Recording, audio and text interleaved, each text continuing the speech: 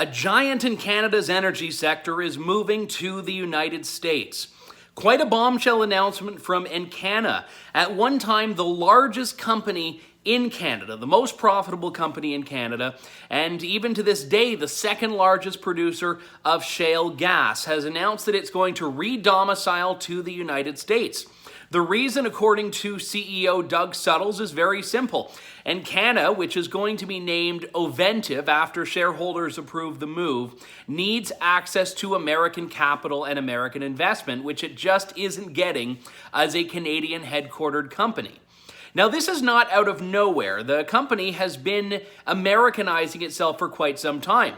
Just under a year ago, Gwen Morgan, formerly Encana's CEO, wrote an op-ed in the Financial Post talking about this very problem. Over the past 3 years, he wrote, Encana has shifted much of its multi-billion-dollar capital program to the United States. Then last May, Encana CEO Doug Suttles moved from Calgary to Denver. This month came news of Encana's $7.7 billion acquisition of U.S. producer Newfield Exploration. That will mean that Encana's largest production region will now be the United States, not in Canada. Now, Gwen Morgan didn't fault them for this. He says they have an obligation to their shareholders, but he also noted in a statement released after the redomiciling was announced that it reflects poorly on Canada's energy sector more broadly. This is what he said after the news was announced. The move of Encana's head office to the U.S. deeply saddens me. I spent 30 years building Encana into what was the largest Canadian headquartered energy company. I was privileged to lead a highly dedicated team with a shared passion for our mission. Today, my first thoughts are with them. Having said that, the destructive policies of the Trudeau Liberals have left the company with no choice but to shift its asset base and capital program south of the border. Now its re-election strikes the final blow. The re-election of the Liberals has caused a huge damper in already dwindling optimism in the Canadian energy sector. We saw Husky announce layoffs immediately after the election, for example, and now one of Canada's largest oil and gas companies is announcing its departure as a Canadian-headquartered Canadian company. Even the name, Encana, Energy Canada, is gone as the country is losing what has been one of its flagship energy producers for years.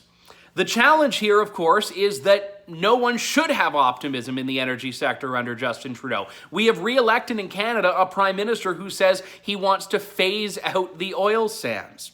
Brett Wilson on Twitter posted something very apt about this announcement. He said that Calgary-based Encana plans to move base to U.S. amid pipeline crunch.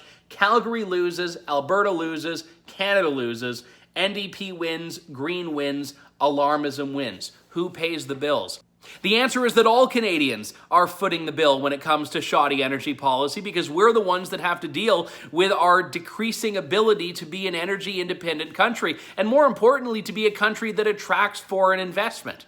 Now, the CEO of Encana says that politics did not play a factor. He said it was not connected to Trudeau's re-election, but part of a broader discussion that the company was going through.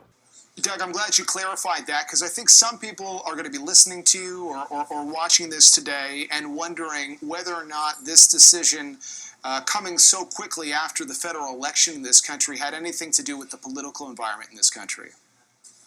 Yeah, John, and I really appreciate you asking that because the answer is unequivocally no. This was all about trying to make sure the value of this firm is fully recognized in its share price and looking out for our shareholders. But how we run the company, how we invest, our long history here in Canada and our quality asset base are still as solid as they've ever been. This is not a political move. This is quite simply accessing the capital trends in the marketplace. Even so, it's impossible, according to many experts, to separate what has been the primary problem identified, an inability to attract foreign investment, with the reality that Trudeau has, as a government leader, turned his back on this sector. This is the loss of something very big in Canada. And even though the company is promising that there will be no Canadian job losses, it's still signaling that they don't have confidence in Canada as far as its ability to house robust and profitable energy companies. So why then should anyone else? True North is standing up for the energy sector, we're standing up for the free market, and we're pushing back against government policy that is critical and antagonistic to this sector that has built and created and continues to build and create so much in this country. If you can support our effort and our perspective that the mainstream media is not giving, please do head on over to tnc.news/donate and offer a contribution as you're able. For True North, I'm Andrew Lawton.